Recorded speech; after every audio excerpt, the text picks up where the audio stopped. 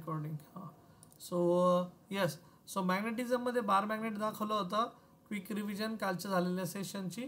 तर मी तुम्हाला सांगितलं plus Q M minus Q M कोण आहेत. पोल स्ट्रेंथ आहे, नॉर्थ पोलला असते प्लस क्यू एम, साऊथ पोलला असते मायनस क्यू एम.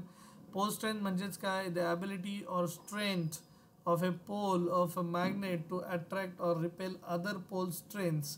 तर याला म्हणतो आपण पोल स्ट्रेंथ. आणि फॉर्म्युला होता Q M is equals to M by L. मी म्हटलं होतं तुम्हाला, आता हे इथं डायरेक्ट फॉर्म्युला शिकवलं आहे, पण एम काय असतं तेही मी तुम्हाला सांगेल. So that is magnetic dipole moment म्हणतात त्याला. त्याचं एस आय युनिट असतं ॲम्पियर मीटर स्क्वेअर. ते कुठून आलं ॲम्पियर मीटर स्क्वेअर ते पण मी तुम्हाला सांगेल. खाली मॅग्नेटिक लेंथ आहे. मॅग्नेटिक लेंथ म्हणजे दोन पोलमध्ये जे अंतर असतं पोल स्ट्रेंथमध्ये त्याला म्हणतात मॅग्नेटिक लेंथ. सो त्याचं युनिट आहे मीटर, मीटर मीटर स्क्वेअर. तो एक पोल स्ट्रेंथ आहे ॲम्पियर मीटर. डायमेन्शन्स त्यांचे ॲम्पियरचे आहे करंट I1 मीटर लेंथचा L1. So magnetic dipole moment काय असतं ते खाली लिहिलं आहे मी. The product of pole strength and distance between two poles of a magnet is called as. So magnetic dipole moment यहाँ पे लिया एम बार. तो इथंच मी तुम्हाला सांगितलं होतं की नॉर्थ पोलमधनं मॅग्नेटिक फील्ड लाईन्स ओरिजिनेट होत आहेत, साऊथ पोलमधनं त्या इनसाइड द मॅग्नेट जातात, नॉर्थ पोलवरनं ते आउटसाइड द मॅग्नेट जातात. पण मॅग्नेटिक फील्ड लाईनचं एक खूप सोपा आणि छान कन्सेप्ट आहे की मॅग्नेटिक फील्ड लाईन्स कधीच एकमेकांना इंटरसेक्ट करत नाहीत. They always form a close circular loop. North पोलपासून निघाल्या अशा की बाहेर निघून बाहेर फिरून त्या साऊथ पोलकडनं एंटर करतात आणि inside the magnet they travel from south to north, outside the magnet they travel from north to south. मग अशाप्रमाणे फॉर्म्युलामध्ये तुम्ही पहा मॅग्नेटिक डायपोल मोमेंट जी ऑलवेज डायरेक्टेड असते साऊथ पोलकडनं नॉर्थ पोलकडे, तर ती पोल स्ट्रेंथ इथे दिली जाते फॉर्म्युलाने pole strength multiplied by dipole length. आता बऱ्याचशा बुकमध्ये ह्या डायपोल लेंथला आहे ना त्यांनी 2L ने रिप्रेझेंट केलेलं आहे, 2L. पण तुमच्या डोक्यामध्ये कन्फ्युजन नको म्हणून मी डायरेक्ट पोल टू पोल हे जे डिस्टन्स आहे ना ते L घेतलं आहे. बऱ्याचशा बुकमध्ये म्हणजे कुठलंही चांगलं रेफरन्स बुक घ्या नका घेऊ तर हा सेंटर घेतात. ह्या सेंटरपासनं इकडचा पोल L अंतरावर म्हणजे असं घेतात बरं का, चुकीचं काही नाही. हा L अंतरावर L टू L, मग हे झालं तुमचं 2L. That is dipole length twice of L. म्हणजे मी त्याला फक्त L घेतलं आहे, त्यांनी L घेतलं आहे. मग आपला काय होईल रे, तो L/2 आणि L/2 असं घडेल, ठीक आहे. बट त्याने फॉर्म्युला चेंज होणार नाही, फॉर्म्युलातला कन्सेप्ट चेंज होणार नाही. Magnetic dipole moment is pole strength multiplied by dipole length always. तो SI unit current multiplied by area. And हां, मग आता हे करंट मल्टिप्लाइड बाय एरिया कुठून आलं, तर मग काल मी तुम्हाला हेही सांगत होतो की एखादं करंट कॅरिंग सर्क्युलर लूप असेल तर it can act as a magnetic dipole.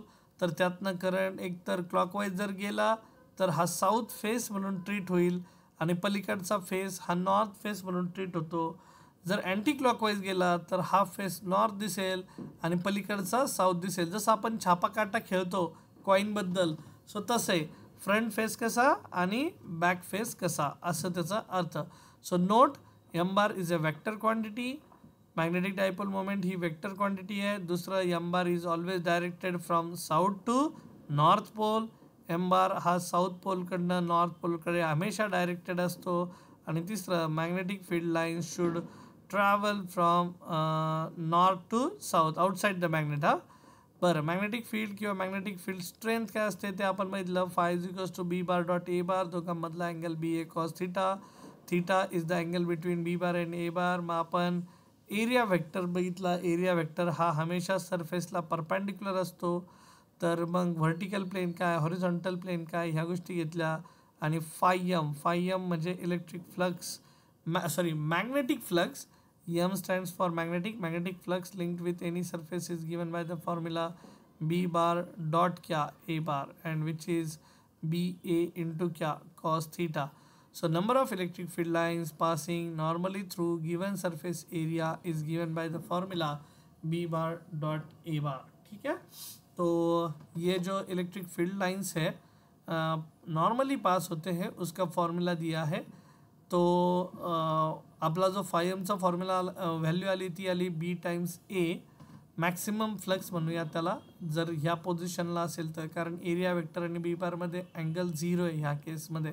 So which is बीची व्हॅल्यू आहे बी मेजर करतात टेस्लामध्ये, एरिया मेजर करतात मीटर स्क्वेअरमध्ये आणि त्यालाच वेबर पण म्हणतात. बरं, मॅग्नेटिक वायर काल मग एक मॅग्नेटिक वायरचा कन्सेप्ट दिला होता, pole strength multiplied by dipole length, आणि डायपोलची लेंथ किती आहे ते आपल्याला कन्सिडर करायचं होतं. तर डायपोल लेंथ काय असते किंवा मॅग्नेटिक लेंथ काय असते ह्या पार्टकडे मग मी काल गेलो आणि रिलेशन सांगितलं. In case of bar magnetic length is equals to 5/6 times geometric length असते. ठीक आहे. सो आता ही जी केस होती इथली मॅग्नेटिक वायरची आणि तिला सेमी सर्क्युलर फॉर्ममध्ये बेंड करण्याची, ती केस मी आज इलॅबोरेट करतो आजच्या सेशनमध्ये. So we are into the द 5 नोव्हेंबर एंड यहाँ पे मैं इलॅबोरेट करता हूँ उस केस को. तर हे बघा काय की suppose this is very important. आज मी जे शिकवणार आहे आता ते मॅग्नेटिक मोमेंट्सशी रिलेटेड शिकवणार आहे. मॅग्नेटिक मोमेंट्स, प्रत्येक डिव्हाइसच्या मॅग्नेटिक मोमेंट. सपोज तुमच्याकडे एक वायर आहे, ती वायर आहे यल लेंथची. ठीक आहे. आणि त्या वायरला तुम्ही बेंड केलं आहे in the form of semi circle. This wire consist of 2 poles, south pole, north pole. Wire है, you can call this as magnetic wire. ठीक है, magnetic wire. Hope I am completely audible and screen is visible as well. Siddhi, Omkar, Sakshi ji दिसतीये, screen दिसतीये सर्वांना? Okay great. So मग मी जे सांगत होतो आता तो कन्सेप्ट बघा इथे. प्रिया, तर कन्सेप्ट बघा, ह्या वायरला बेंड केलं आहे in the form of semi circle. मग आता सेमी सर्कलमध्ये हा सपोज साऊथ पोल झाला, हा नॉर्थ पोल झाला. मग आता तीच वायर आहे, तीच लेंथ आहे आणि तिला जर तुम्ही असं बेंड केलं तर आता हे पोल टू पोल डिस्टन्स असेल. मग हे पोल टू पोल डिस्टन्स आता एल राहणार नाही आहे, हे काहीतरी वेगळं बनेल. मग मी आता याला डिस्टन्सला नाव दिलं L'. मग magnetic dipole moment in first case बघा, फर्स्ट केसमध्ये आपली मॅग्नेटिक मोमेंट सपोज मी लिहीन त्याची पोल स्ट्रेंथ QM इंटू क्या, दोनों के बीच का डिस्टन्स L. इथं -QM असते आणि इथं +QM असते. आता तुमच्या मनात प्रश्न येईल की सर तुम्ही इथं प्लस मायनस का नाही घेतलं, दोघांपैकी कोणाला घ्यायचं? तर कुणालाही घ्या, कारण दोघांची पोल स्ट्रेंथ सारखीच आहे मॅग्निट्यूडमध्ये, फक्त त्यांचं नेचर वेगवेगळं आहे. एक पॉझिटिव्ह आहे तर दुसरी कशी आहे, negative. But they are equal in magnitude, same in magnitude. So कुठलंही घ्या, फक्त QM घ्यायचं आहे आणि दोघांमध्ये असणारं डिस्टन्स मात्र तुम्हाला काळजीने घ्यायचं आहे. मग आता ज्यावेळेस तुम्ही एक वायरला अशा semi circular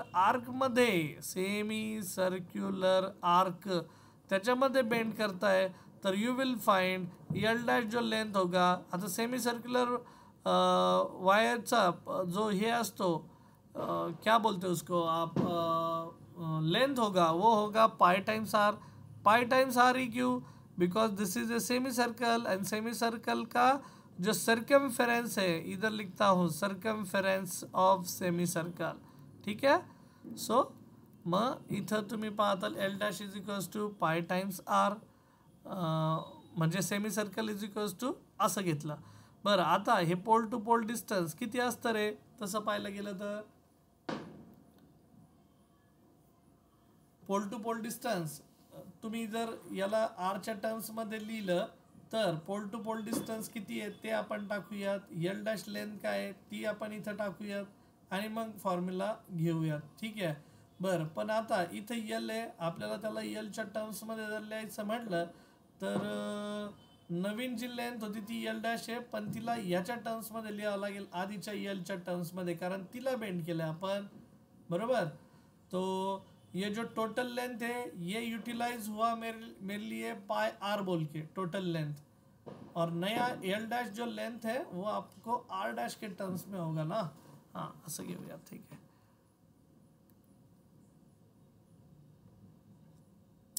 magnetic moment is equals to pi times R circumference of circle. बरं, हे झालं L' माझ्यासाठी. पण इथून एवढं जे डिस्टन्स आहे ते 2R आहे असं आपण कन्सिडर करूयात आणि लेंथच्या टर्म्समध्ये. बरं, आता याला रेषा घ्यायचा आहे, एकच मिनिट. ठीक आहे. तर L' पोल स्ट्रेंथ घेतला, M' is equals to Q M multiplied by दोनों के बीच का डिस्टेंस, और दोनों के बीच का डिस्टेंस अगर मैं लेता हूँ तो ये बनेगा 2r।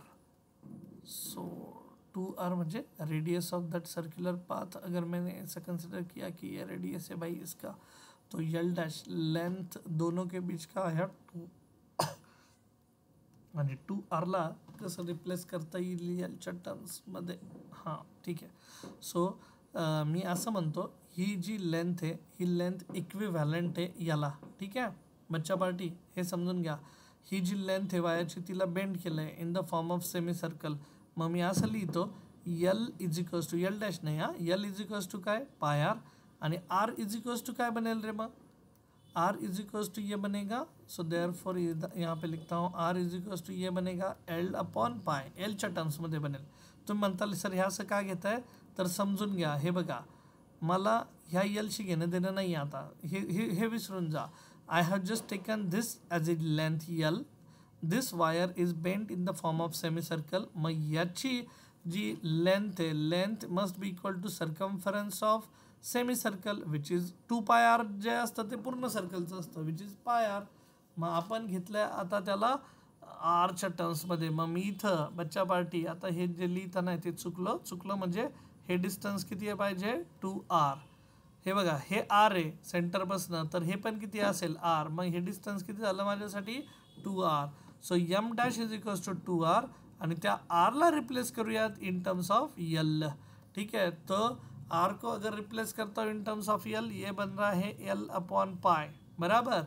So this is m dash. मग m डॅश आणि m ह्या दोघांचा जर रेशो घेतला magnetic dipole moment m dash आणि initial magnetic moment suppose m, ती वायर बेंड होण्यापूर्वी यांचा जर रेशो घेतला m डॅश अपॉन m, तो m dash is qm into 2l upon pi whole divided by qm into l। बच्चा party qm cancel, l cancel, कौन बचा 2 upon pi. So magnetic moment, जो नया मैग्नेटिक मोमेंट आ रहा है अपना, वो होगा 2/पाई times the initial magnetic moment. Part समजलाय का? बघा आता तुम्ही म्हणताल सर हे बघा ह्या दोन एंड्समध्ये जे डिस्टन्स आहे ते किती असेल 2r। का बरं 2r? कारण हा सेमी सर्क्युलर आर्क आहे। मी याला एल डॅश घेतलं होतं ना, तर एल डॅश न घेता direct pole to pole distance 2r। आपला फॉर मॅग्नेटिक डायपोल मोमेंटची डेफिनेशनच आहे तशी, बरोबर का? काय पोल स्ट्रेन मल्टीप्लाइड बाय, क्या होता है pole strength multiplied by Shivraj? Magnetic dipole मोमेंटची definition Siddhi, Sakshi, yes, Priya, Prem, Omkar, distance between two poles, pole strength multiplied by distance between two poles. So इथं सेमी सर्कल झाला म्हणजे 2r आला, आणि त्या आरला रिप्लेस केला आपण इन टर्म्स ऑफ पाय अँड यल। तो आर रिप्लेस हुआ एल बाय पाई से, आणि आपण तो फॉर्म्युला काढला मॅग्नेटिक डायपोल मोमेंटचा। बरं ठीक आहे, आता सपोज सेम गोष्ट करतो, परत एक क्वेश्चन घेतो। सपोज एक वायर आहे, त्या वायरची लेंथ आहे L, that wire is now bent in two, आता याला साऊथ पोल म्हणूयात, याला नॉर्थ पोल म्हणूयात। इथं मायनस QM, ठीक आहे, मायनस प्लस झालं टाईप माझ्याकडनं, हां इथं मायनस QM आणि इथं पोल स्ट्रेन किती प्लस QM, ठीक आहे। मग आता बच्चा पार्टी ह्याला आहे ना बेंड केलं in the form of U shape, ठीक है। यू शेप मतलब सभी का पार्ट इक्वल, सभी का मतलब देखो ही जी वायर आहे याला अशा फॉर्ममध्ये बेंड केलं मी। मग आता बेंड केल्यानंतर मला सांगा आपण याचे किती हिस्से केलेत, किती पार्ट्स केलेत, आणि सगळे पार्ट इक्वल आहे लेंथमध्ये, इक्वल इन पार्ट। तर मी म्हणेल की मी आता याचे जे पार्ट केलेत ते 3 पार्ट केलेत, बरोबर। मग 3 पार्ट जर झाले तर ही जी टोटल लेंथ होती यल, ती 3 हिस्स्यामध्ये इक्वल पार्ट्स म्हटल्यानंतर 3 हिस्स्यामध्ये डिवाइड झाली। बरं याचा मायनस QM पोल स्ट्रेंथ गेलंय का, ह्याचं गेलंय का, तर उत्तर आहे नाही। तर ह्या वायरला फक्त बेंड केलं in the form of you. So मग आता माझा प्रश्न आहे, ऑल साइड्स आर जर इक्वल असतील तर ही पण साईड किती असायला पाहिजे रे? तुम्ही सांगा। हा L/3, हा L/3, L/3 आहे, हा पण किती असायला पाहिजे L/3, कारण तुम्हाला 2 पोलमधलं अंतर शोधायचं आहे। So initially magnetic dipole moment M is equals to काय pole strength multiplied by L, असं लिहून मोकळे होताल तुम्ही। पण सेकंड केसमध्ये जी M डॅश येईल ती काय असेल तर पोल स्ट्रेन मल्टिप्लाइड बाय दोन पोलमध्ये असणारा डिस्टन्स किती आहे रे, दोन पोलमध्ये असणारा distance L/3. So L/3 distance हे दोन पोलमध्ये आपण घेऊन टाकलं. का बरं L/3? कारण ह्या एक स्क्वेअरच वाटतोय, तिन्ही साईड जर त्याच्या इक्वल असेल तर चौथी साईड पण इक्वलच असणार. That is it must consist of length L/3. मग जर तुम्ही आता दोघांचं कम्पॅरिझन केलं दोन इक्वेशनचं तर you will find m'/m will be equal to m ची व्हॅल्यू टाकली QM L/3 divided by m ची व्हॅल्यू किती टाकली QM into L. So QM का L कट क्या बचा बोलो जल्दी. m' is equals to m, हा m आहे, हा m इकडनं तिकडे गेला आणि 3 ला खाली आणलं. So magnetic dipole moment becomes 1/3. म्हणजे जी नवीन शेप किंवा जी नवीन आकृती येते, जो शेप येतोय, जी फिगर येते, तर ती आधीच्या तुलनेत किती असेल किंवा कितीने तिला कम्पेअर करता येईल हे आपल्याला यातनं शिकायचं आहे. ठीक आहे. सो नाव आणखी एक क्वेश्चन घेतो. आता तुम्ही दिमाग लावा याला. सपोज एक वायर आहे, परत एकदा लांब वायर, त्याचं मॅग्नेटिक मोमेंट आपण घेत असतो. मैग्नेटिक मोमेंट तो यहाँ पे है साउथ पोल, यहाँ पे है नॉर्थ पोल. ठीक आहे. आणि ही जी वायर आहे तिला बेंड केलं आहे आता in the form of yes shape. Yes shape म्हणजे असं शेपमध्ये केलं आहे की सगळे जे पार्ट्स आहेत त्यांची लेंथ जी असेल ती इक्वल असेल. सपोज लेंथ L भरली तर L/5. ठीक आहे. दुसऱ्याची लेंथ L/5, तिसऱ्याची L/5, चौथ्याची L/5 आणि पाचव्याची सुद्धा L/5. So we have all 5 parts of that single wire connected in series आणि प्रत्येकाची length and having length is equals to L/5. ऐसा अपन ने किया है.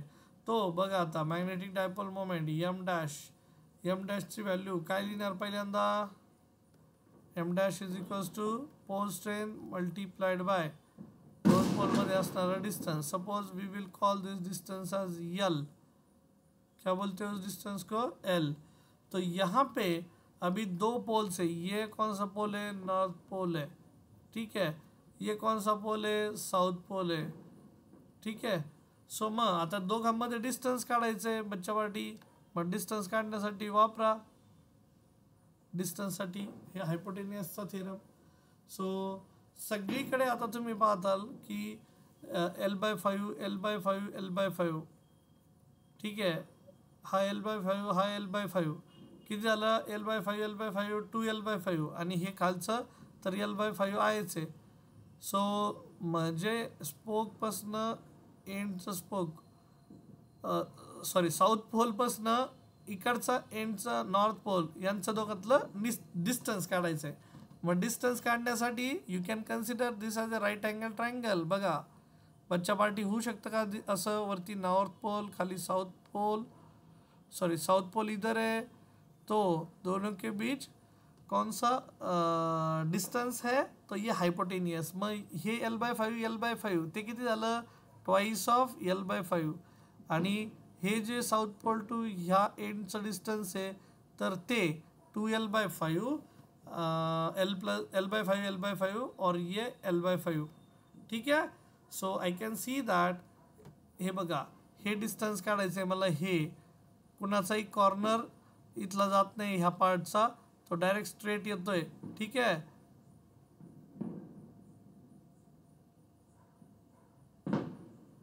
हां. सो मग 2L/5 मग तुम्हाला हायपोटेनियस मिळून जाईल इथे. ठीक आहे. So therefore m' is equals to QM into L. Call it as equation 1. Magnetic dipole moment. मग आता पहिल्या केसमध्ये m पहिल्या केसमध्ये यम आहे बरं का, यम डॅश झाले ते. हां, पहिल्या केसमध्ये यम, दुसऱ्या केसमध्ये यम डॅश, आणि we will call this as equation number 2, this as 1. So M dash is equals to क्या, क्यू एम इंटू यल. तो यल मतलब अभी मेरे को ये क्वेश्चन मार्क है वैसे देखा जाए तो, बिकॉज उसका वैल्यू ही नहीं निकाला ना अपन ने. सो ये क्वेश्चन मार्क है north pole to south pole. So let's calculate this length first. So north to south bracket square is equals to L by 5 plus twice of L by 5. ठीक है. So square आणि त्यांची addition आहे, लक्षात घ्या, कारण हा पायथागोरस थेरम आहे आपला, बरोबर ना. नॉर्थ पोल टू साऊथ पोलमध्ये असणारा डिस्टन्स बघा, इंटरेस्टिंग आहे बच्चा पार्टी. मग north pole to south pole असणारा डिस्टन्स मी सपोज आता लिहिताना काय लिहिलं आहे बघा, एन एसचा square is equals to L square by 25 plus 2L 4L square by 25. दोघांचा काय सेम आहे, डिनोमिनेटर. न्यूमरेटरची काय होणार, एडिशन. सो ये बच्चा ये बनेगा 5L square by 25. So this is north south square.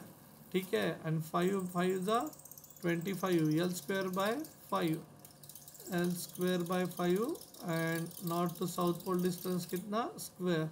तो taking square root on both side, taking SQRT on both sides, तो इक्वेशन जो है वो बनेगा NS is equals to L upon root 5 metre. ठीक है.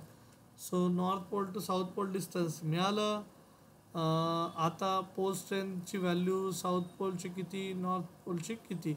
So we would like to go with that. यहाँ पे लिखता हूँ पोल स्ट्रेंथ. हाँ, सो पोल स्ट्रेंथ मेरे केस में magnetic dipole moment M dash is equals to Q M into L by root 5, ऐसा है इक्वेशन. और अपना जो m था वो कितना था, Q M into L. Call it as equation 1. Equation 1 और 2 को अगर कंपेयर करते हैं तो Q M into L cancel हो जाएंगे, और यम डैश अपॉन यम ये बनेगा 1 बाय रूट 5 डिवाइडेड बाय 1, कोनिस नहीं है. ठीक है. सो ये बनेगा 1 बाय रूट 5. फाइन फाइन बच्चा पार्टी, यहाँ तक चीज़ें क्लियर. साक्षी जी, ओंकार, प्रेम, प्रिया. Yes, sir. ओके. थोड़ा सा जो डेरिवेशन है वो लंबा पार्ट का है, लेकिन ये आपको ओवरऑल आस्पेक्ट देगा की कसे शेप असतात, काय असतात, आणि मग आपण काय आठवायला पाहिजे. ठीक आहे. So M dash is equals to 1 by root 5. त्यानंतर मग अशी कुठं M dash is equals to M dash 2 upon pi. Okay, ठीक आहे.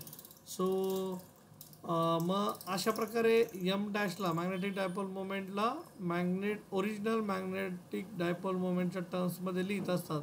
आता मॅग्नेटिक मोमेंट ही vector quantity which is always directed from south to north pole. हे पण काल मी सांगितलंय, आवर्जून सांगितलंय, बरोबर ना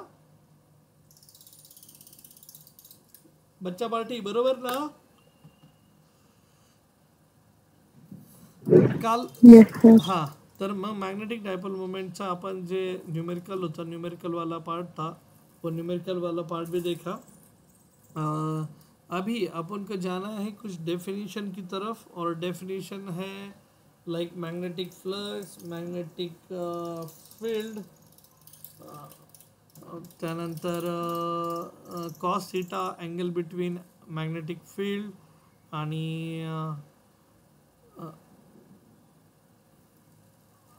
ओके. सो मग एम डॅश अपॉन यमची व्हॅल्यू आपण 1 बाय रूट 5 घेतली. अशा प्रकारे आपण काही न्यूमेरिकल सॉल्व केलेले आहेत. आणि आता आपला जो मोर्चा आहे तो वळूयात आपण आणखी एका सेक्शनकडे, आणि त्या सेक्शनचं नाव आहे सपोज एम डॅश. सो त्या सेक्शनचं मग आज जे नाव आहे ते जसं तुम्ही करंट मल्टिप्लाइड बाय एरियाचं मॅग्नेटिक डायपोल मोमेंट बघितलं, magnetic flux link with the coil बघितलं, मॅग्नेटिक डायपोल मोमेंट काय असतं तेही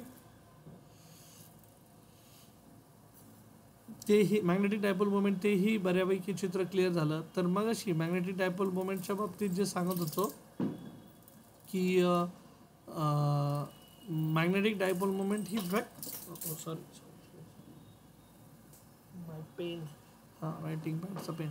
सो नोट टेकिंग पॉईंट लिहायचा होता आपल्याला की M dash is a sorry not M dash M is a vector quantity, M is a vector quantity असं आपल्याला आवर्जून लिहावं लागेल. ठीक आहे. आता ज्या ज्या केसमध्ये एमची डेफिनेशन येण्यासाठी राहील तर त्या वेळेस आपण एमची व्हॅल्यू काढून घेऊयात. एमची व्हॅल्यू कशा येतात काय असं तसं.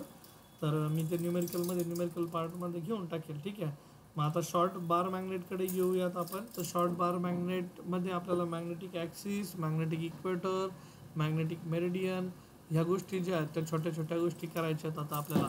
किंवा मी काय करतो आता आज तुम्हाला मॅग्नेटिक फोर्सबद्दल शिकवतो, कुलम्स लॉ इन मॅग्नेटिझमबद्दल शिकवतो. मग आपण कुलम्स लॉ घेऊयात.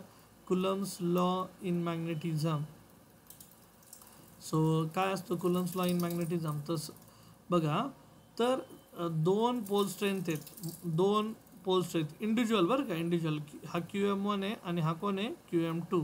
दे आर सेपरेटेड बाय डिस्टन्स क्या आर. आता असंच समजा कि like they are part of two different magnet. ठीक है. लेकिन मैग्नेट में कभी मॅग्नेटमध्ये हमेशा दोन पोल स्ट्रेंथ असतात, एक साऊथ आणि एक नॉर्थ. हमेशा किती मोठा घ्या आणि किती छोटा घ्या. मग तिथे एक मॅग्नेट आहे आणि इथे एक मॅग्नेट आहे. They are separated by distance R. ठीक आहे. सो मग यांच्यामध्ये एकतर फोर्स ऑफ अट्रॅक्शन असेल किंवा फोर्स ऑफ रिपल्शन असेल. मग तो जो फोर्स असतो अट्रॅक्शनचा किंवा रिपल्शनचा, इट कम्स विथ इलेक्ट्रोस्टॅटिक्स. ठीक आहे. सो इलेक्ट्रोस्टॅटिक्समधनंच आपण इथं आलो आहे असं समजा. आणि बरं ठीक आहे, मॅग्नेटिझममध्ये म्हणून इथं एम वापरतो आणि QM1 multiplied by QM2 divided by R².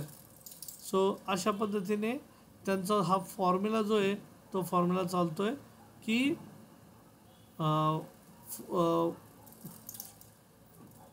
pole strength of first magnet, pole strength of second magnet divided by R². So therefore FR is equals to, मैं इसको लिखता हूँ 1/4πε0 multiplied by Q1 Q2 upon क्या R².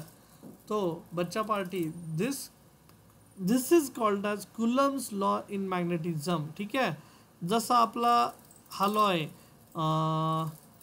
Coulombs law in electrostatics, तशाच प्रकारे फक्त इथं तुम्ही बघू शकता QM1 QM2 पोल स्ट्रेंथ आरच्याच ठिकाणी R²च आहे. And this is instead of 1/4πε0 हे इलेक्ट्रोस्टॅटिक्समध्ये चालतं.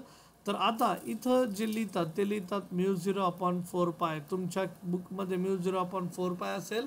मी इलेक्ट्रोस्टॅटिक्स आणि मॅग्नेटिझम दोघांचं कन्फ्युजन केलं होतं. So this is related with magnetism. आणि μ0 काय आहे ते आपल्याला फाइंड आउट करायचं आहे. μ0 म्हणजे परमिटिव्हिटी ऑफ फ्री स्पेस, किंवा आपण त्याला परमिएबिलिटी हा शब्द वापरूयात कारण ही मॅग्नेटशी रिलेटेड आहे. मग परमिटिव्हिटी नको. ठीक आहे. Permeability of A magnet. Okay. हां. त्यानंतर मग पोल स्ट्रेंथच्या बाबतीत हा असा फॉर्म्युला तुम्हाला लागू होतो. FR is equals to μ0/4π QM1 QM2 upon R². ठीक आहे. ओके.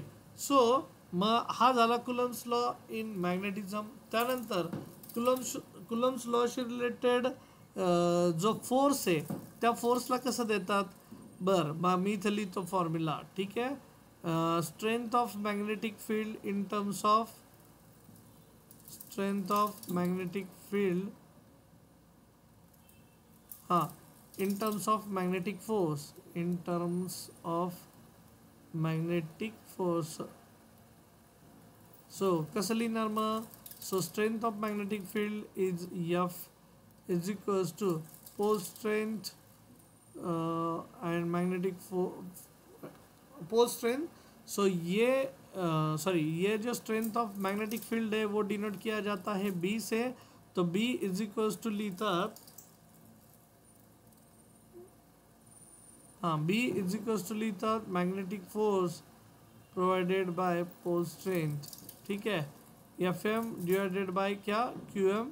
तो इसको बोलते हैं मैग्नेटिक फील्ड का strength, strength of magnetic field and Q M is equals to charge on a magnet. Okay, so this is also one of the formula which you can use. B is equals to fm divided by qm.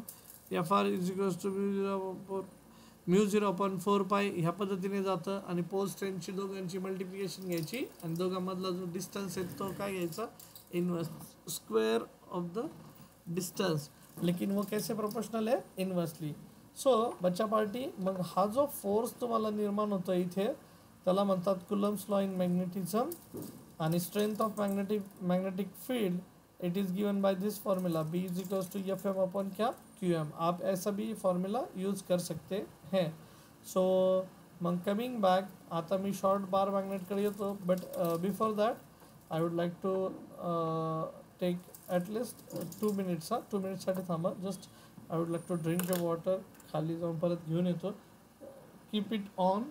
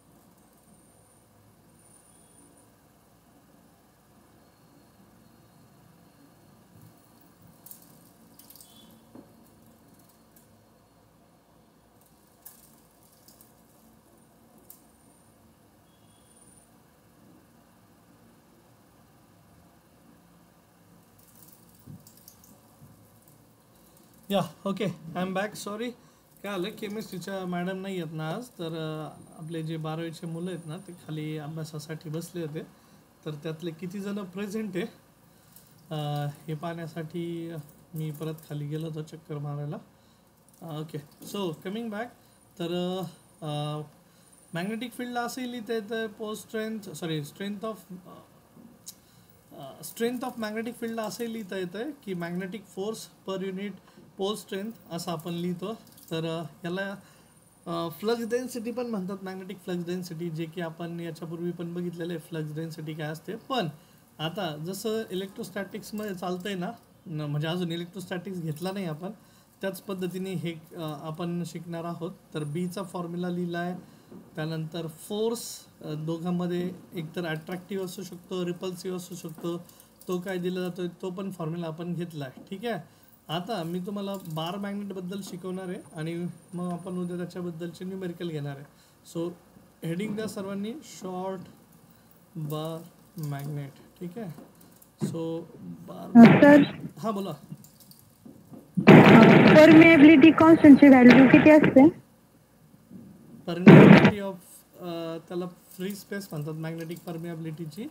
तर ज्यावेळेस तुम्ही मॅग्नेटिझममध्ये असतात तर त्यावेळेस याला permeability म्हणतात. ठीक आहे. काय म्हणतात? Permeability. Okay, spelling might be different. ठीक आहे.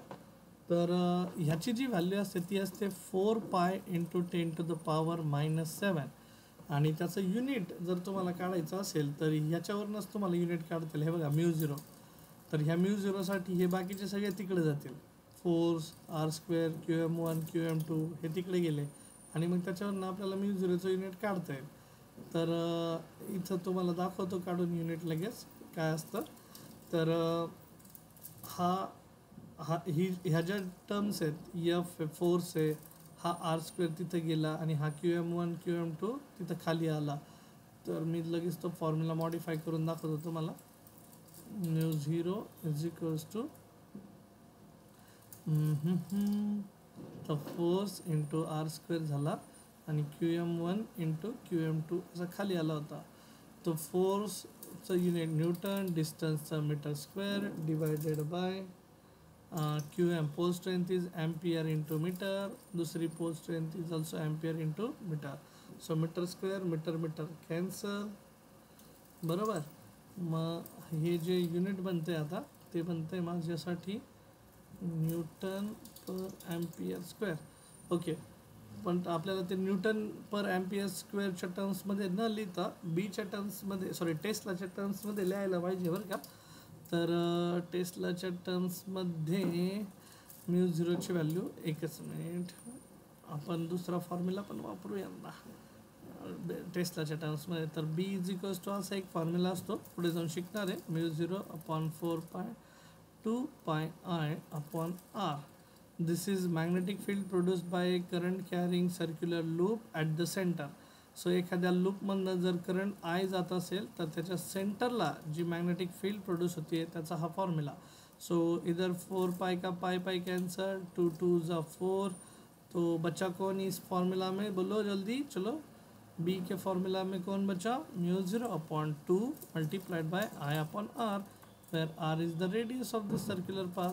तर हे सगळ्या टर्म्स तिकडे गेल्या. μ0साठी काढायचं म्हटलं तर हे बनेल twice of B into r/I. मग आता बच्चा पार्टी तुम्ही सांगा, बीचं युनिट काय असतं? टेस्ला. रेडियसचं युनिट काय? मीटर. आणि करंटचं युनिट काय? ॲम्पियर. टेस्ला इंटू मीटर पर ॲम्पियर असं μ0चं युनिट मोस्टली लिहितात. आता त्याचे वेगवेगळे फॉर्म पण आहे. इथं पण आलं आहे आपलं न्यूटन अपॉन ॲम्पियर स्क्वेअर. पण न्यूटन अपॉन ॲम्पियर स्क्वेअर हे जनरली नाही वापरत. ठीक आहे, डिराईव्ह करून आलं आहे पण जनरली नाही वापरत. ठीक आहे. सो μ0ची व्हॅल्यू जी असते परमिएबिलिटी. आणि काय असतं परमिएबिलिटी माहिती का? तर परमिशन, मीडियमची परमिशन. मीडियम प्रत्येक गोष्टीला फ्लो व्हायला परमिशन देत असतो. आता सपोज मी क्लासरूममध्ये बोलतोय, माझा आवाज सर्वांना जातोय, म्हणजे माझा जो व्हॉइस आहे, माझे जे साऊंड वेव्ज आहे त्या सगळ्या डायरेक्शनमध्ये प्रोपोगेट होता येते. पण हे मीडियम त्याला अपोज पण करत असतं. मग अपोज केल्यामुळे माझा जो व्हॉइस आहे तो लॉंग डिस्टन्स ट्रान्समिट न होता कालांतराने त्याची इंटेन्सिटी 0 होऊन जाते. तसं परमिएबिलिटी म्हणजे काय की बाबा सपोज आता मी एखादं मटेरियल आहे ते का वाजले का तुमचे मला पाहू दे ना होमवर्क काय केला. माझं सेशन चालू आहे, थांबा 5 मिनटं. 8 वाजता येतो खाली म्हणलं ना. हां, तर ही मॅग्नेटिक फील्ड आहे. तर मॅग्नेटिक फील्डमध्ये सपोज तुम्ही एखादं मटेरियल ठेवलं तर ते मॅग्नेटाईज होणार आहे.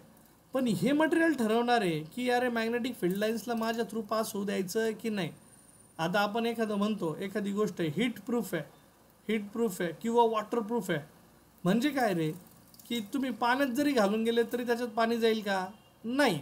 मग ते मटेरियल ज्याचं बनलं, आता सपोज घड्याळ आहे, एखाद्याकडे रिस्ट वॉच आहे, ठीक आहे, हे घड्याळ आहे रिस्ट वॉच. हे रिस्ट वॉच तुम्ही पाण्यात घेऊन पोहायला गेले का, तर तुम्ही म्हणताल सर माझं रिस्ट वॉच हे वॉटरप्रूफ आहे, ठीक आहे.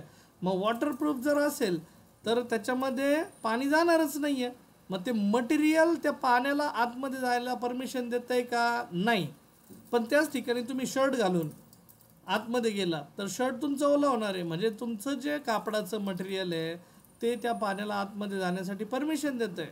हां, रेजिस्ट पण करत असतं, पण at the same time permission पण देत असतं.